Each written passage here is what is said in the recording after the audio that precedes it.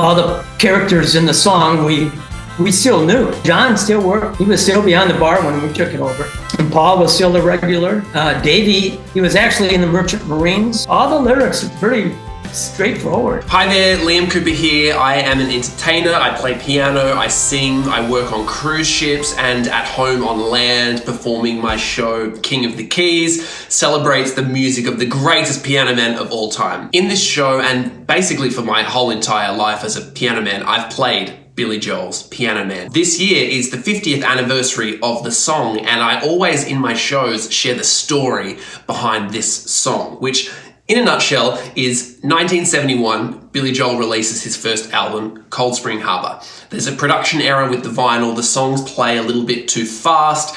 Billy jokes that he sounds like one of Alvin and the Chipmunks more than himself. He has a falling out with this record label. He moves over to LA where he hides out for a couple of years while lawyers get him out of this contract. While he's there, he starts playing at a bar called the Executive Room. John, the bartender, would be pouring drinks during Billy's shifts. Paul was a real estate agent who would sit at the bar each night working on what he believed was going to be the next great American novel, and the waitress practicing politics. Billy's first wife, Elizabeth Weber, who moved with Billy from New York to LA, she worked as a waitress while Billy played the piano. Billy plays the piano at the Executive Room for about 6 months. Years after that, a couple named Roy and Jill come into the picture. Jill's father and a group of other people buy this bar and continue to operate it until the mid-80s. Developers then come along and buy the property that the bar is in, they knock it down and put a strip mall up. But the piano is kept by Roy and Jill, and they essentially over the next 50 years move across the US, and right now they are in Florida. I found all this out because a blog writer named Bob Egan, he has a blog called Pop Spots. He publishes articles about the locations and places behind iconic images, album covers, artworks in pop culture. And he wrote an article about the Executive Room, how it was the bar that inspired Piano Man and how it was demolished. There was no Google Street View at the time, so there were no pictures. He found a picture of the Executive Room in the LA County Library image archives. Bob publishes this article.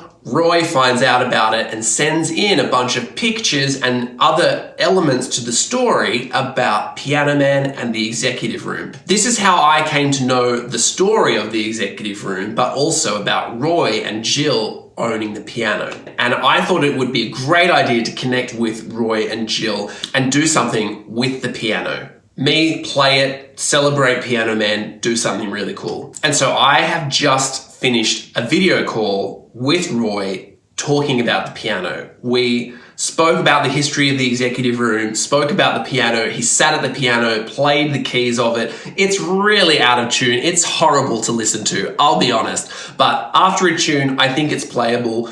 I'm hoping maybe that I can get over there at some point to play Piano Man on this iconic piano. If you're a fan of Billy Joel, if you're a fan of Piano Man, you're going to absolutely love this. I hope you enjoyed this conversation with Roy and the piano that Billy Joel played in 1972 at the Executive Room in LA.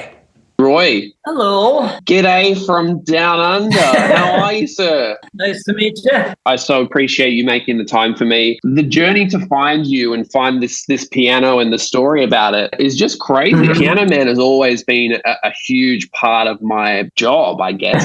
And obviously one of the most requested songs ever. And I've always been so interested by the stories behind the song. I saw a video of Billy Joel would have been a couple of months ago now. Anyway, he just kind of casually let slip in a conversation that, it's the 50th anniversary of Piano Man this year. And I don't think he's a huge fan of the song. I guess he didn't have a lot of fond memories of the Executive Room because in his concerts in Los Angeles, he once said he played a toilet in Los Angeles.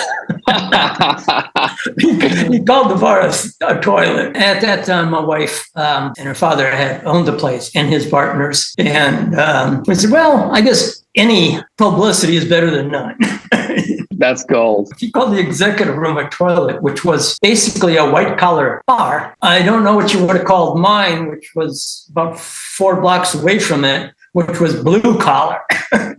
And so was that the Horseshoe? Correct. Okay, so Billy plays at the piano bar at the ER in 1972. At what point do you and your wife Jill come into it? Yeah, it was long after he was gone, several years. I'm trying to think back that far because it was right when I met my wife, because I had met her father first. Him and his partners owned the executive room. One of my brothers and I had the Horseshoe. So I met her father first. That probably about 1980, I'd say. And then Jill moved to Los Angeles and kind of became the manager of the executive room for them. Did you own the bar or run the bar? Did Jill run the bar up until the bar was shut down and that building demolished? Yes. In fact, the last party we had in there, we brought in a couple of tons of beach sand. We had a beach party. But we knew that it didn't have to be cleaned up.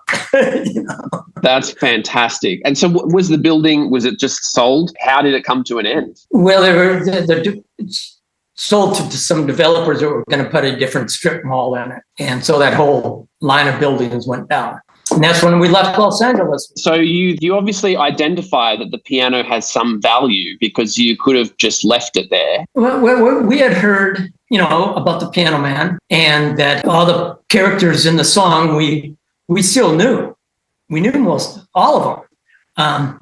And the piano had long been put into a back hallway and covered up. And the piano bar itself was left intact, but there were like a one-piece guitarist behind it or, a 2 or 3 piece band behind it, but no piano. The piano bar itself made it look like it was a grand piano. So it was this shell essentially, right? For this small piano to sit in. It was upholstered, covered in leather, studded leather. Mm-hmm.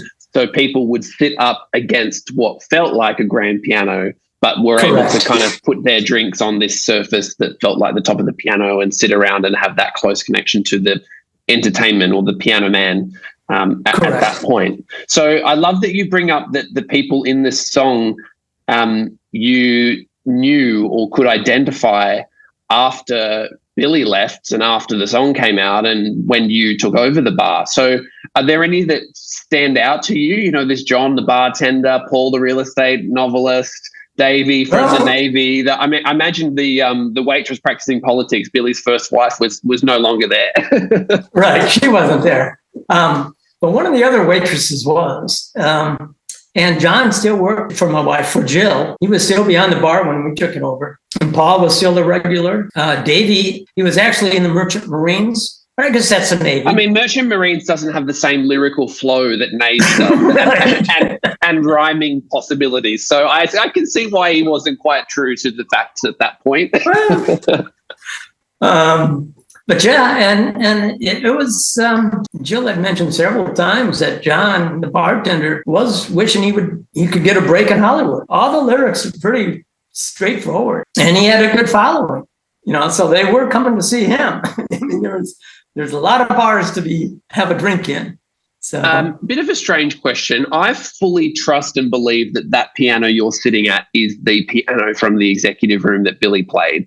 But there would be haters out there that go, how it got lost in time, it got demolished with the venue. Is there a photo? Is there some sort of proof that is the piano? We have gone over it pretty well to see if he scratched his name in it or whatever it may have been. I've done some searches on the internet, and no, I can't find anything that other than the physical lineage, that she took over the bar with this upright piano sitting in the hallway, and that was the location where he played.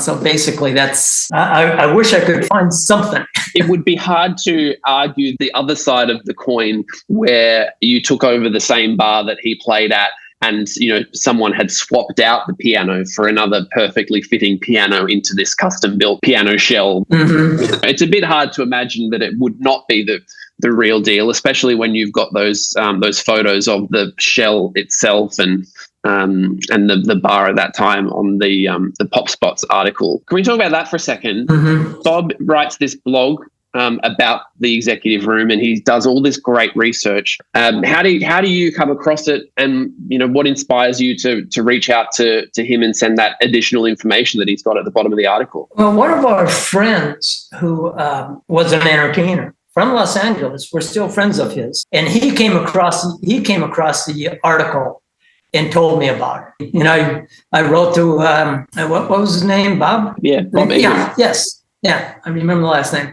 Until there was a few discrepancies in the article, and if you'd like to, I can, correct some. I forget what they were now. They were very minor. Have you ever then had anyone else reach out to you like I have to talk about the piano and try and use it in some sort of creative celebration of the song? No, we haven't. We've had other friends and acquaintances that when we told them about the story, they had to come over and see it. Yeah. But no, I haven't had any other professional, let's say, with interest in it. Decades ago, I don't recall who I tried to reach out to, some Billy Joel organization, and got no reply after trying to contact them twice. And then even after Egan's article came out, there was no interest. So until you got a hold of us. And thought, who's this crazy guy from Australia trying to steal our piano?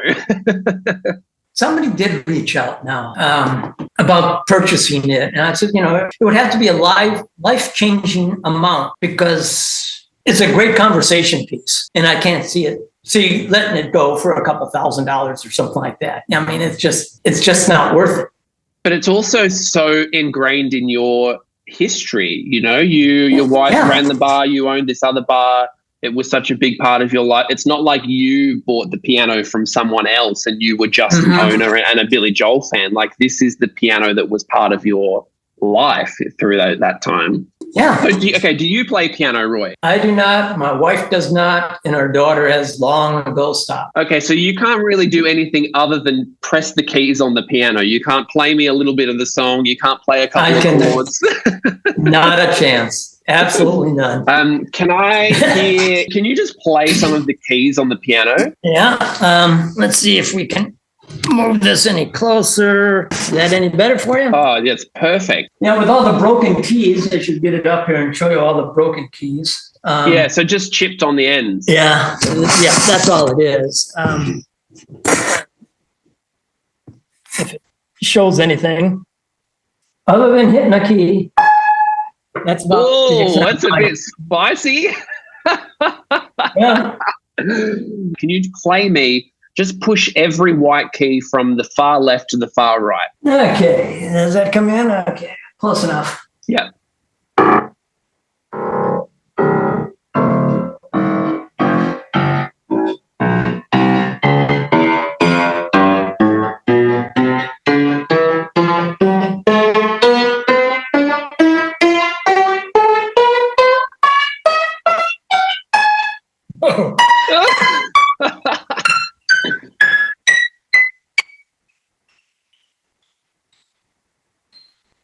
Wow. So, so swing the camera back to you so we can talk about it.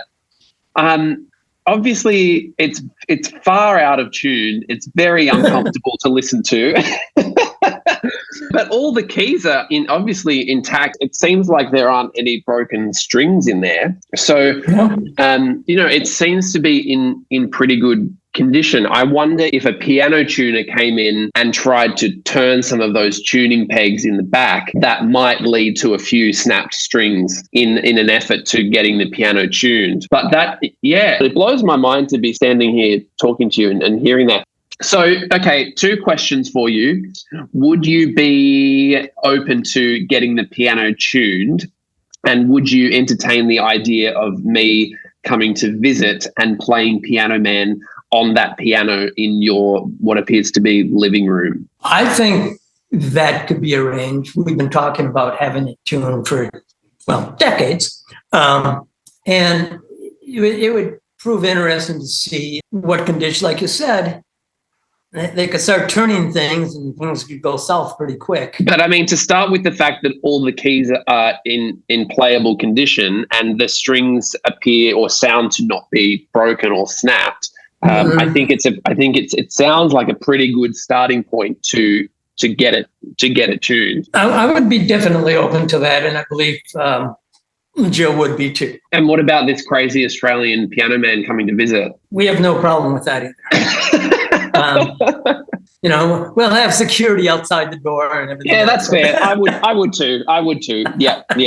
I'm with you on that. Well, I think we've covered it. I've listened to the piano. I've heard the story. I've asked you the questions. Is there anything else that we've missed in the history of the piano? It's hard to imagine it not being in one of our rooms because it has been since, the 80s. So it's that. I hate to think back how long ago that was, but it was before our daughter was born, and she's 40 now. So. Speaking of daughters, I have my 10-month-old Eleanor in the next room. She's been talking through this whole interview. Well, the only thing I got to say on that is enjoy every phase of parenthood because they each go by too quickly. Each phase is unique, and hopefully yours is as much of a blessing as our daughter has been. On that note, I'm going to say farewell. That is such beautiful advice. Not musical at all, but very, very emotional and relevant for me. Thank you so much. I really appreciate you taking the time this morning to catch up. I didn't even think I'd get this far, even with a Zoom call. You never know when you're trying to find people online. And as deep as this story went with the piano and the executive room and that Pop Spots article, and so it's it's a real joy to be speaking with you. And to see the piano, to hear the piano, and have such an experience with a song that's so big in my life. So thank you. I'm glad you reached out. We'll see what we can do in the future on. I hope so. All right. Well, take care, mate. Have a great night, and we'll talk soon. Okay. Take care. See you, Roy. Bye. Bye. So what did you think? Leave a comment and let me know. Also with a question for Roy. If you have one, maybe I'll get to do part 2. If you want to watch the cover of Piano Man that I posted nearly 6 years ago now, 500,000 views, you can watch that here on YouTube. Or the trailer for my show, King of the Keys, check that out. Otherwise, that's all for now. I'm Liam Cooper and I will see you soon. Bye.